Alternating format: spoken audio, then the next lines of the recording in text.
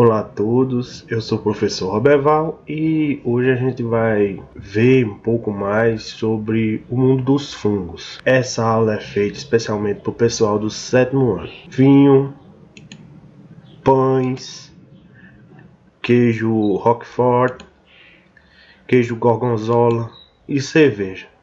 Todos esses produtos, pessoal, eles têm uma coisa em comum. Na sua produção, em algum momento é utilizado os fungos, nesses casos aqueles são unicelulares, vão ser utilizados para a fermentação do vinho, para a fermentação da cerveja, para a fermentação do pão. A gente chama de leveduras. Essas leveduras, pessoal, são fungos unicelulares e eles vão fazer a fermentação que vai gerar o álcool que a gente encontra no vinho e na cerveja. Existem mais de 100 mil espécies de fungo e eles têm até um reino próprio por não se encaixarem em nenhuma das características dos outros grupos. Chama-se o reino Fungi. Esses aqui são dois exemplos, o Mycena interrupta e o Rhodopsis palmatus.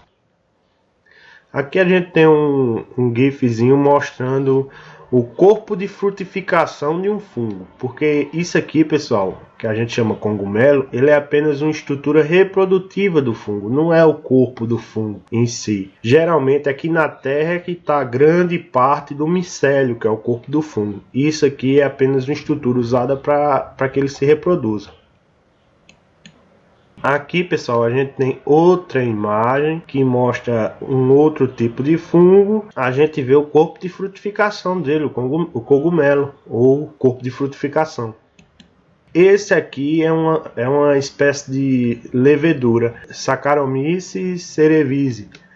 Isso aqui é uma levedura. O que é uma levedura? É um fungo unicelular que pode ser utilizado em processos de fermentação. Nesse caso, é o da cerveja. Existe também, pessoal, cogumelos que causam na gente reações alucinógenas. O mais comum aqui no Brasil é esse roxinho, que é chamado de Psilocybe cubensis. É a que mais ocorre aqui no Brasil. E tem também esse outro.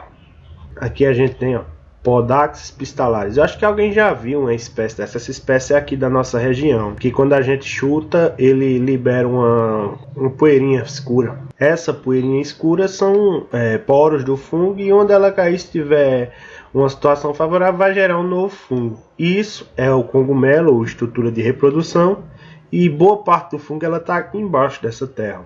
O micélio mesmo dele.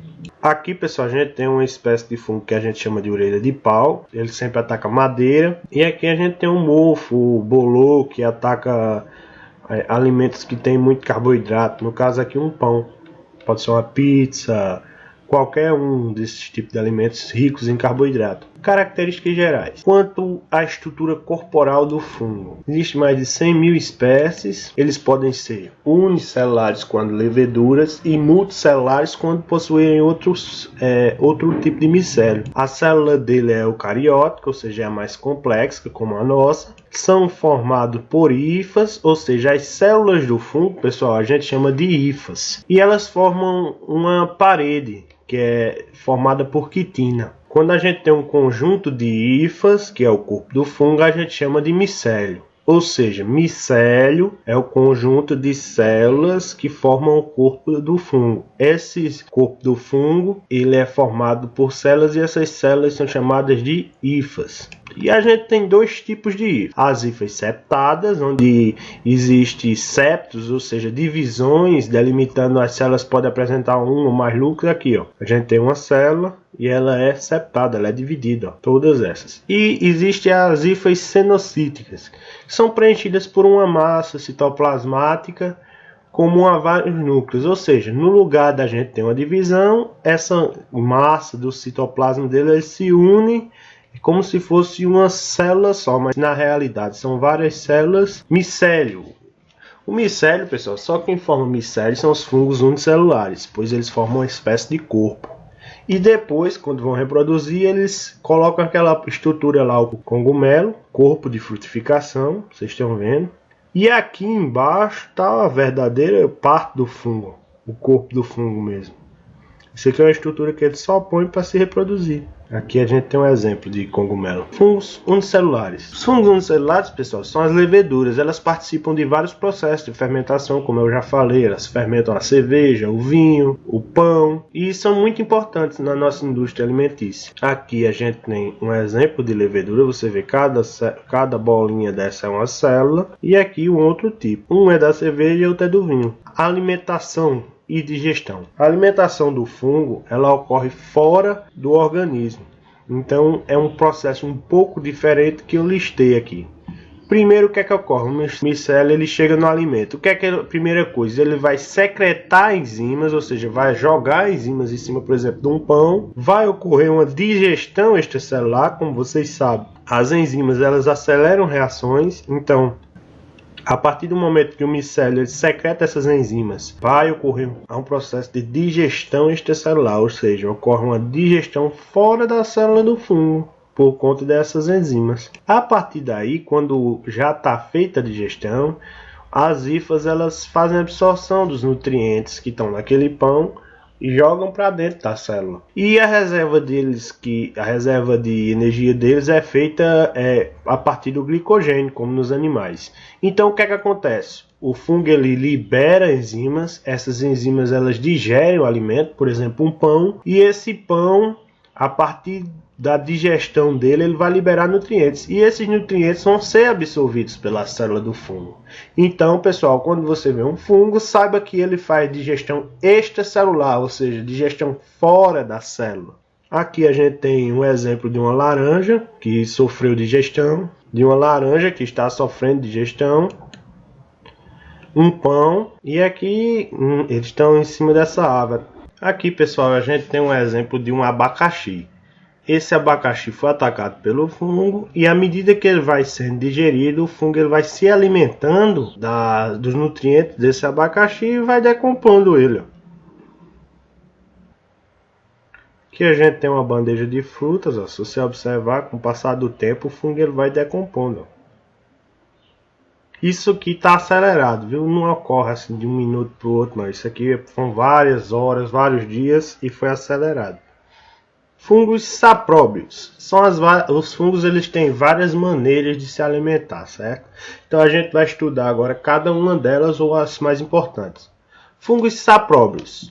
Eles são esses que eu acabei de mostrar. Eles nutrem-se de matéria orgânica sem vida, por exemplo, pães, madeira, resto de folha, resto de animais. Esses fungos eles são importantes na natureza por atuarem como decompositores. Está um exemplo do pãozinho com o bolor decompondo ele. E aqui a gente tem um exemplo da orelha de pau decompondo a madeira. Existem também os fungos parasitas, como a ferrugem asiática, que ataca algumas plantas. E as micoses ou dermatofitoses que atacam animais e pessoas. O cachorro aqui está sendo atacado por fungo. Aqui a gente tem a ptiríase vesicolor, ou vulgarmente conhecida por pano branco, que é causada por esse fungo aqui, ó, e esse aqui. E o que é que eles causam? Essas manchas esbranquiçadas na pele. Aqui a gente tem as frieiras, que também são ataques de fungo. Aqui a gente tem fungos atacando as unhas do indivíduo, aqui e aqui. E existe também, pessoal, fungos que vivem em associações. O que é a associação? Quando dois organismos eles se juntam e passam a viver juntos. Isso ocorre muito nos líquens, que a gente vai ver mais na frente em imagens. Líquens são associações de fungos e algas, ou fungos e cianobactérias. Essas associações elas trazem benefício para ambos, e a gente pode conceber ela como sendo um mutualismo. Mutualismo é um tipo de associação em que existe benefício para ambos. São organismos pioneiros, ou seja, são eles quem primeiro começa a colonizar os ambientes. Por exemplo, uma rocha, os primeiros organismos que você vai encontrar nela vão ser os líquens, pois os líquens eles são pioneiros e eles aguentam condições mais severas. E por isso eles chegam primeiro nos ambientes para colonizar. Existem também as micorrizas. O que são micorrizas? Micorrizas elas são associações entre fungos e raízes de plantas. tem vantagem para os dois. A planta ela libera um pouco do nutriente dela para o fungo e o fungo aumenta a área de absorção das raízes das plantas. Então, quando a gente tem micorriza, aquela planta ela vai ter uma raiz maior, vamos dizer assim, e vai conseguir absorver mais nutrientes do solo, sendo mais fácil para ela sobreviver no ambiente. Líquens, aqui a gente tem as imagens, ó. A gente vê aqui a alga unicelular e enrolada em várias hifas, que são as células do fungo. Aqui a gente tem de novo o líquen, ó. E esse aqui eu acho que todo mundo já viu, alguma coisa parecida. São líquens sobre plantas. Geralmente a gente vê a estrutura esverdeada que fica em cima da planta. Isso é muito comum. As micorrizas, como eu disse, são associações entre fungo e raízes de planta. Aqui você vê, ó, essa parte esbranquiçada é o fungo. E aqui você vê, ó, a raiz da planta vem até aqui mais ou menos. E o fungo aumenta gigantescamente essa região da raiz. Aqui, ó, dá pra gente observar o fungo. E aqui, ó.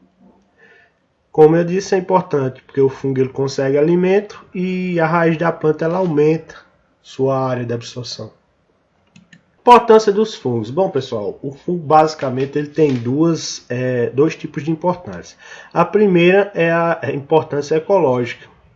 Na natureza, os fungos eles são os principais decompositores, junto com as bactérias, da matéria orgânica. Ou seja, quando todos nós morrermos um dia, vamos ser alimento de fungo e de bactéria que vão decompor a nossa matéria e transformar em nutrientes para o solo. Aqui a gente vê, aqui você observa, ó, a madeira e os fungos decompondo ela, e aqui um fungo atacando um tomate. Ó.